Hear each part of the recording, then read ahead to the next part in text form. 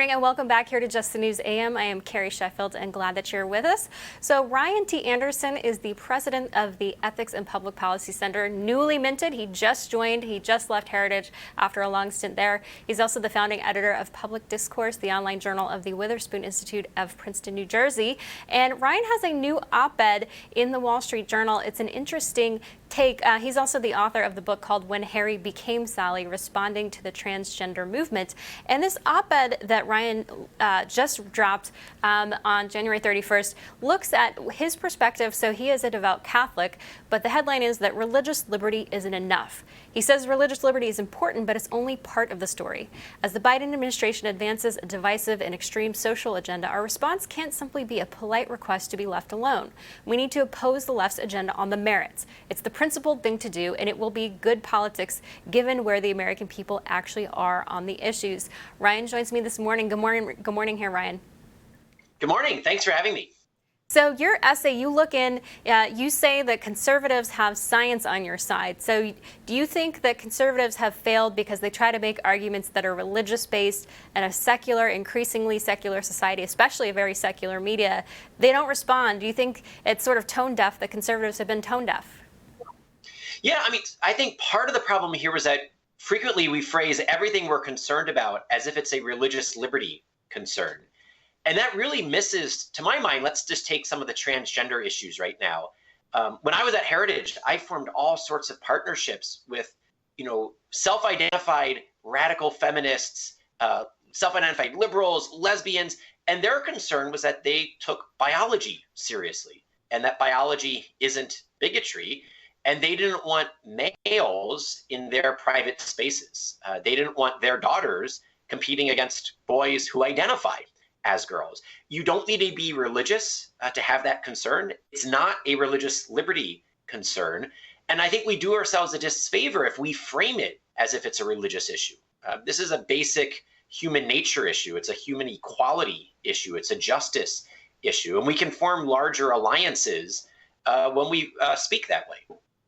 And you write in your op-ed, you said the left would love to frame these issues as if they pitted reason and science against superstition, but on all of these issues, social conservatives are on the side of the biological facts. The Democratic Party and the left are the science deniers. I know one argument on pro-life issues is this question of science, and we know more about child development than we did scientifically, even when Roe v. Wade was passed. What have you seen as far as that on the life issue when it comes to science? I think you see more and more secular pro-lifers. And look at social issues. Typically, the polling shows that millennials are more socially progressive on certain sexual issues, but they're more pro-life. And the reason why is that it's very hard to deny that science. Most of us, the first baby picture we have of our children is an ultrasound image.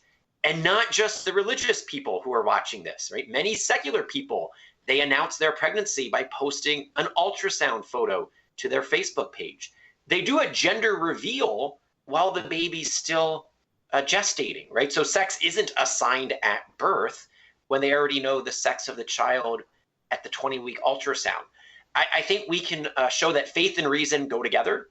Science and the Bible aren't in conflict.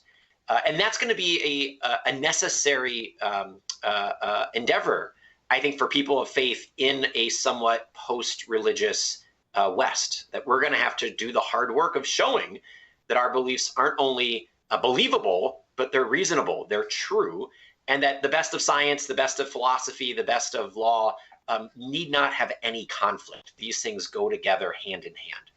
Well, I was talking about this issue with my producer, and we talked about the fact that when it comes to science, science is often shifting quite a bit. An example is Dr. Anthony Fauci, the way he talked about masks, for example. We just had an essay or an article, my colleague Joe Curl here at Just the News.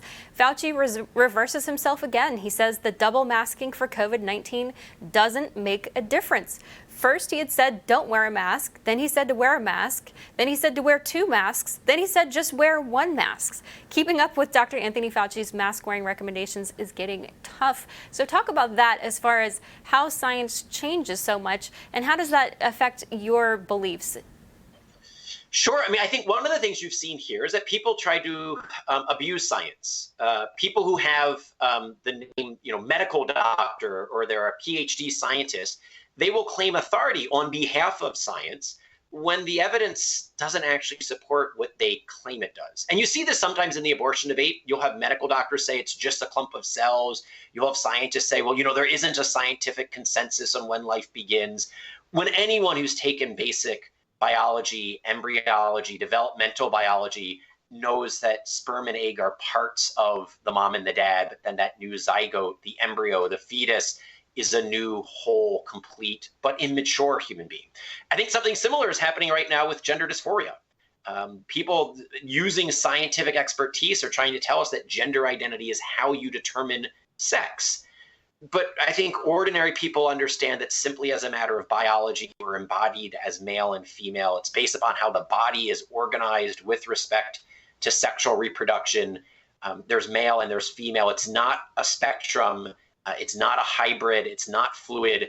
And so I think what we need to be cautious of are scientists and scientific experts who actually abuse real scientific knowledge and data for partisan agendas. And you can see that in the abortion debate. You can see it in the transgender debate. And unfortunately, it's even played out in the COVID debate. All right, Ryan Anderson, thanks so much for joining us. We appreciate it. Thank you. And congratulations on your new role. He's the new president there at the Ethics and Public Policy Center. I just learned that the term, he mentioned the word fetus, in Latin it actually means little one. So it certainly is a nod to some form of personhood there, just a little one. So anyway, folks, we'll be right back. Stay tuned.